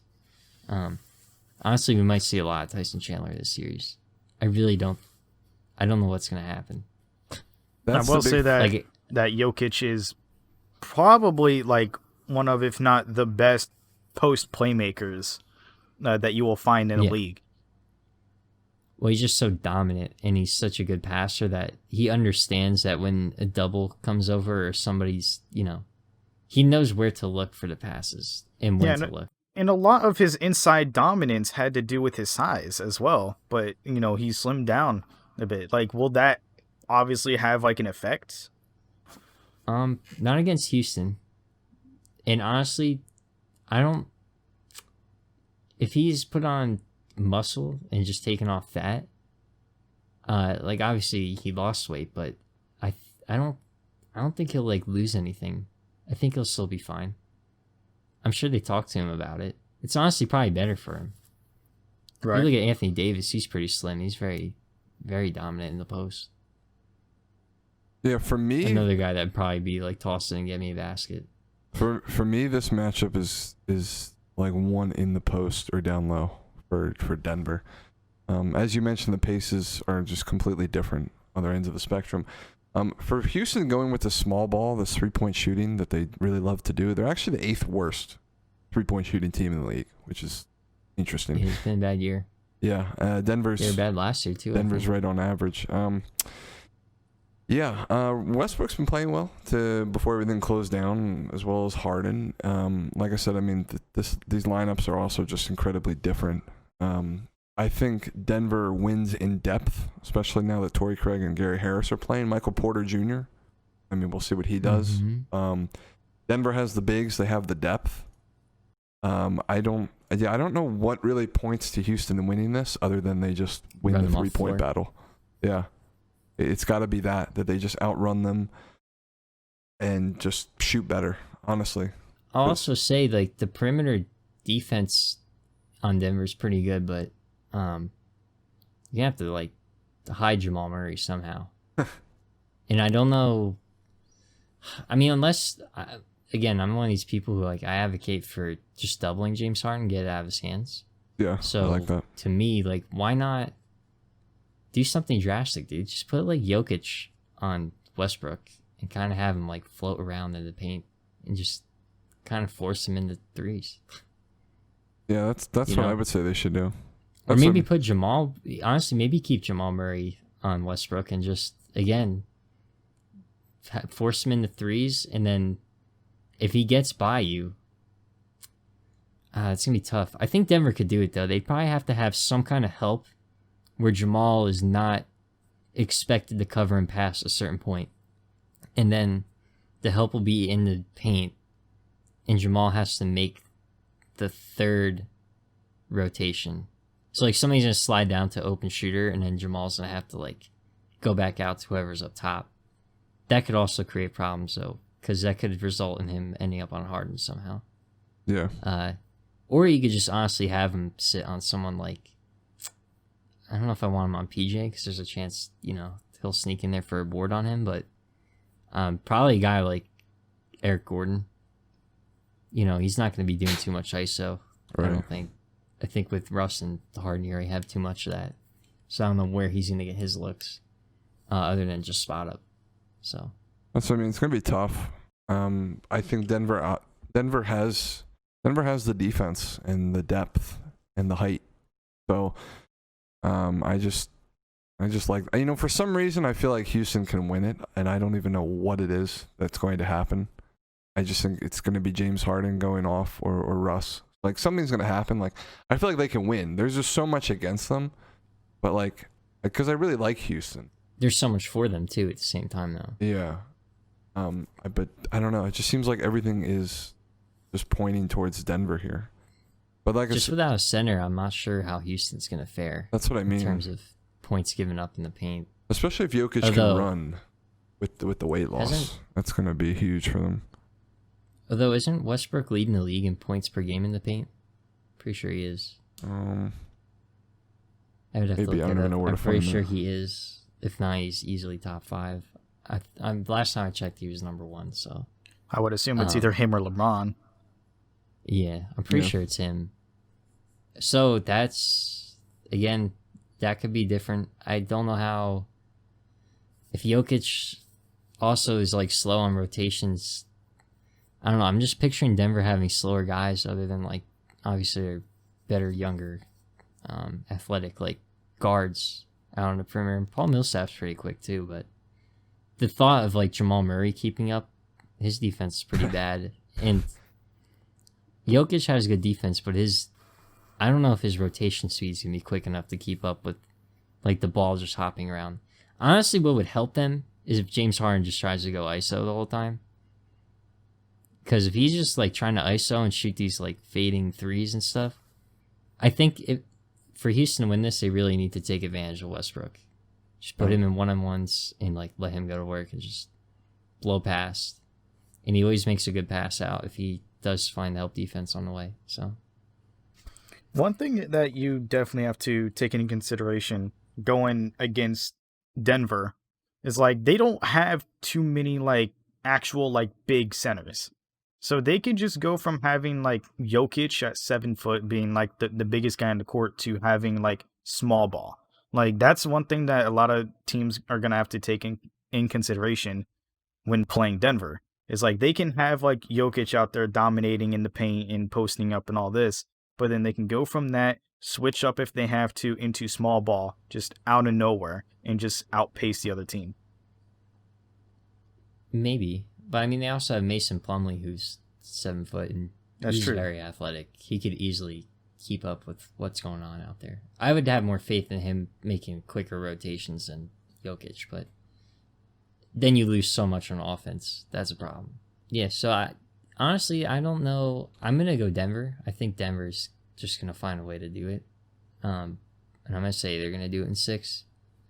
But I wouldn't be surprised if Houston, just outran them and just destroyed them in terms of threes putting up and just their high pace of play. So I'm not going to completely say this is all Denver. I think it's a 6-game minimum, but again, it's up to Houston hitting those threes. But I would go Denver 4-2 or 4-3. All right, so the next one we have is OKC and Utah. And this one to me is pretty interesting too. Both teams are pretty slow pace. But obviously, actually, I don't even know if that's obvious. Let's see. Yeah, OKC. Thought. Well, I think your numbers are a little bit different because I'm using the Jazz are 25th and OKC is 20th. I'm looking at pace. Yeah, I think yours are different because mine's based on 100 possessions. So okay, yeah, mine's just based on in general. Yeah. It's close though. It's pretty much just. Honestly, dude, I like OKC more. Yeah, that's where I am. Yeah, I like Chris Paul at the starting point guard. Shy, although obviously I would give it to Donovan, but Shy's no slouch. He's a good defender, and he's gonna do what he needs to do on offense. In terms of bigs, I mean, dude, Gobert, good rim protector and all, but like Adams is basically pretty much the same, I would say. Probably a better rebounder. I like their 4 in Gallo, although I like Ingles' defense more. If Ingles is starting, I think he's going to be starting. They have Ingles starting at the 3, but yeah. Oh, interesting. Who's there for? Royce O'Neal.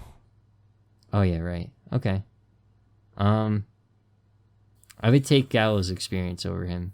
Yeah, I would too. And then what's the 3 matchup? Who's the starting 3 for OKC? Dort. Didn't they have a younger guy in there? Dort. Yeah, I remember that. Yeah. Since I don't know who he is, I'm gonna go with Ingles. But Yeah. overall, I don't know.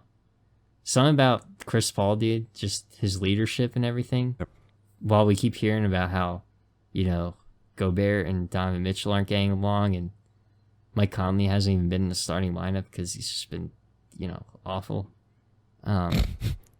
Dude, I don't know. I think it's gonna be a problem for Utah. I'm glad we have another 5-4 matchup that's going to be intriguing and like really good, and honestly could go either way. But I would lean OKC. OKC is 14th. Their offensive efficiency, Utah's 8th. So you give Utah the advantage there. Again, that big reason for that is because they're tied with the Heat in being tied for first and being the best shooting team in the league, surprisingly. And then again, just efficient, dude. Yeah. They slow it down and they take the best shot they can, which is smart. This is both, again, probably a slow-paced game that Mac mentioned. So, and then the defensive end, I mean, it's pretty much neck and neck, but OKC has the edge. They're ranked 8th and Utah 10th. So probably have the age too. Yeah. Actually, I don't know. Well, past their first couple of guys, maybe not. Starting lineup, yeah, I would say probably. Well, yeah, maybe not. I don't know. In terms of their lineups, though, yeah, I absolutely take Chris Paul over Mike Conley, especially the year that he's had. Not to say Conley is bad, but this year I'm just going by recent form. Ooh, it's been rough for him. Donovan Mitchell, I mean, him and Shy, that's a really fun matchup to watch. Both of them can go out and get a bucket. Both are good defenders, young guys, so I like that a lot. Donovan has experience. Yeah, has been in the playoff position. I'll go Ingles over Dort for sure. I definitely like Gallo, and again being able to space the floor. Although O'Neal I think he can shoot a little bit. So, and then Rudy. Oh, dude. Rudy and Adams. Mike Muscala's on this team. Yeah. Game changing. Yeah, dude. I don't know in terms of depth who wins this, because I mean you got Dennis Schroeder as your 6th man. Nerlens Noel. Man, dude, it's tough. I mean, no one cares about Roberson. With that, dude, yeah. If they had Bogey, if the Jazz had Bogey, I'd lean them. I'd pick them. Yeah, easy. I think honestly that's just the difference. I don't know where their offense is going to come from. He's been big for them this year. It's going to 100%. I think Utah's like again efficient. They all spot up, and I mean Mitchell can go get you a bucket, but other than that, I mean it's just really Mitchell. Let's see, they had. I don't know who else is. Moutier, Clarkson. Honestly, these aren't bad some either. Pieces. And honestly, Royce O'Neal, when he's coming off the bench, was big for them. I think that honestly hurts them. Now he's in the starting lineup. I mean, they lose that guy off the bench. Yeah. Oh, Ed Davis, dude, I forgot he was on this team. That's a good backup center. they're both good teams. I just think OKC is they've been sneaky good this year. I mean, I don't think they're going to outshoot Utah. But I mean, who knows? I mean, looking at depth though, I don't know how. Again, I mean, we've been talking about it a lot, but we've said it before too. Depth isn't the most important thing in the playoffs. You're usually playing like 7 to 8 man rotations. So, I really like OKC's 7 more. And I don't know. I don't know what you want to say the verdict is on coaching. Obviously, Quinn Snyder is an amazing coach. Yeah, I like him a lot. Again, his experience and everything is awesome. I'd probably take him, but I don't know. Billy Donovan is just every year he gets some new team and he figures it out. Even when they had Carmelo Anthony, he said, "Well, this shit ain't working, so you're gonna sit on the bench." Yep. It's like, well, damn. Why hasn't Brett Brown done that with Horford yet? He's done. He's out this year. he needs to be out. I would love if Kenny came in for us. I would. Anyway. But yeah, go ahead. My point is, I'm not going to put it past dude. Billy Donovan yet. Each year he figures it out with what he has. So, again, just everyone didn't even think OKC was going to make the playoffs this year. So, and Billy Donovan and Chris Paul just said, "What are you talking about?" I don't know. I really, for some in me is saying OKC's gonna have this. That's where I am. Yeah.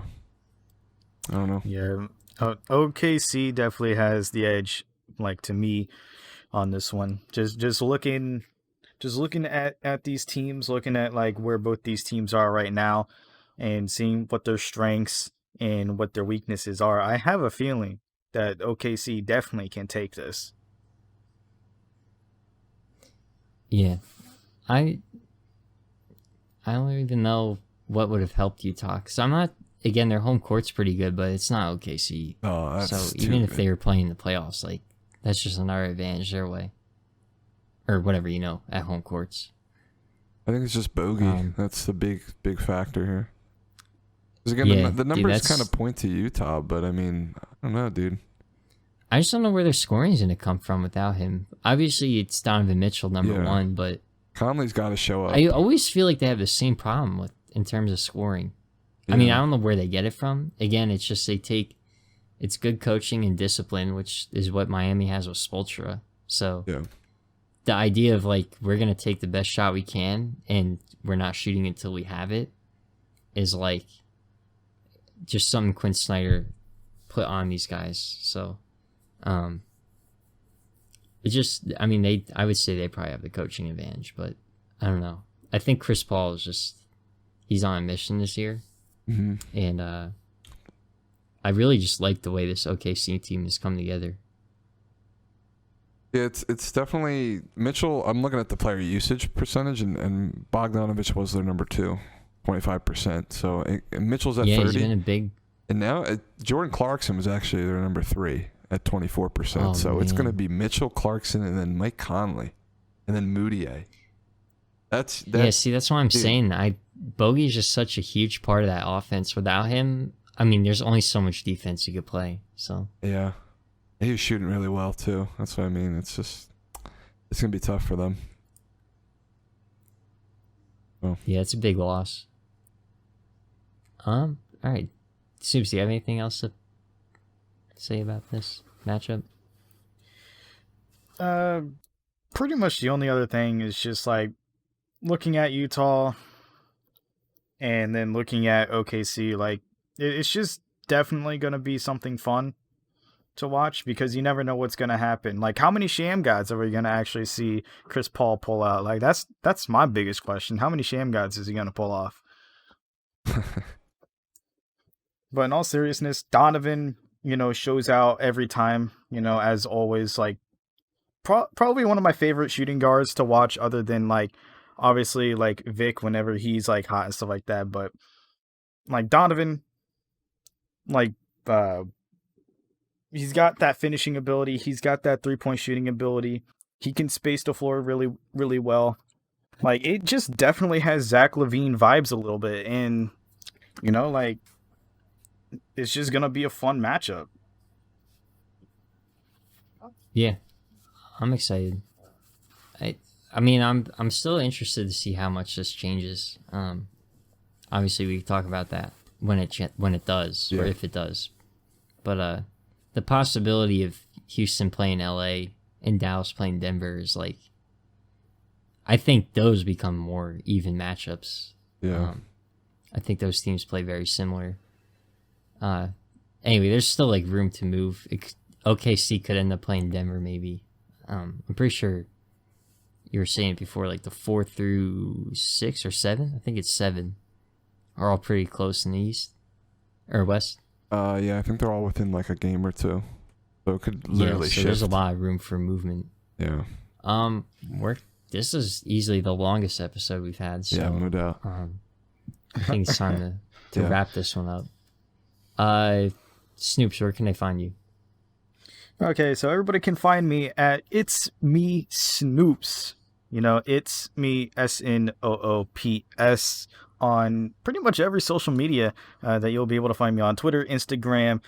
You'll be able to find me on Snapchat as well on that. So hey, anybody out there want to become friends? Maybe I need some more. But also on YouTube, because got a lot of stuff going up on there.